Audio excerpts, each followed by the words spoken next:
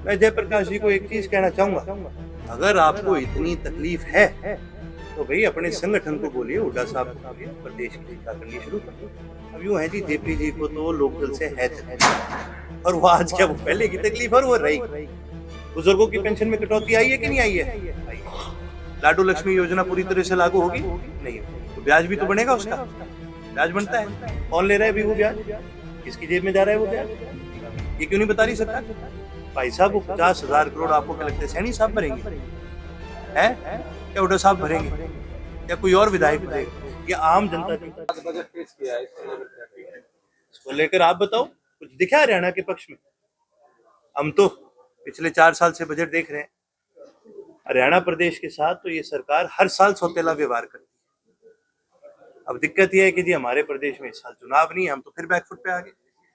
सरकार का फोकस हर बजट में उन प्रदेशों पर रहा है जिनमें चुनाव रहे हैं, और हर बार नुकसान हरियाणा प्रदेश को उठाना पड़ता है, क्योंकि हमारे चुनाव, जैसे कि आपको पता है, सेंटर के जज्बात आते हैं। आज तक हरियाणा प्रदेश के लिए उन्होंने कुछ नहीं करा। बुजुर्गों की पेंशन में कटौती करने की बात आ गई। उसके अलावा कोई भी एक छोटी सी, हम 2 मिनट आपका टाइम लूंगा, गणित की बात करेंगे। आप एक चीज देखिए, बुजुर्गों की पेंशन में कटौती आई है कि नहीं आई है? आई है। लाडू लक्ष्मी योजना पूरी तरह से लागू होगी? नहीं होगी। उसके अंदर भी पहले 2 महीने 3 महीने तक पैसा जो है बैंक में रहेगा, तो ब्याज भी तो बनेगा उसका, ब्याज बनता है। कौन ले रहा है अभी वो ब्याज? किसकी जेब में जा रहा है वो ब्याज? ये क्यों नहीं बता रही सरकार? उसके अलावा हर चीज के अंदर सरकार ने हर फीस को महंगा करने का काम कर दिया। हर फॉर्म, हर चीज महंगी होती गई, यानी सरकार की आमदनी भी बढ़ रही है। सेंटर ने फंडिंग भी रोक दी है, फिर भी प्रदेश कर्जे में कैसे डूब रहा है भाई? कोई समझाए तो सही। कोई सुविधा नहीं दे रही सरकार, हर तरह से सब्सिडीज को खत्म कर दिया है, फिर भी प्रदेश जो है कर्जे में जाता जा रहा है। रोजगार की अगर मैं बात करूं तो मैंने आपको बता ही चुका हूं, कितने ऐसे पद हैं जो खाली पड़े हैं, यानी उनकी तनख्वाह भी नहीं जा रही। तो फिर वहां से भी सरकार पैसे ही बचा रही है, फिर ये पैसा जा कहां रहा है? केवल बजट की बात नहीं करनी चाहिए, हमें तो बात करनी चाहिए कैग रिपोर्ट की।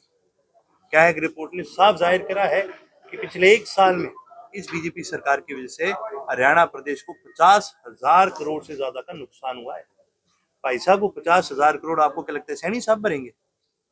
है क्या हुड्डा साहब भरेंगे या कोई और विधायक भरेगा? ये आम जनता के ऊपर बोझ आता है, और ये बोझ हम सबको मिलकर के उठाना पड़ता है।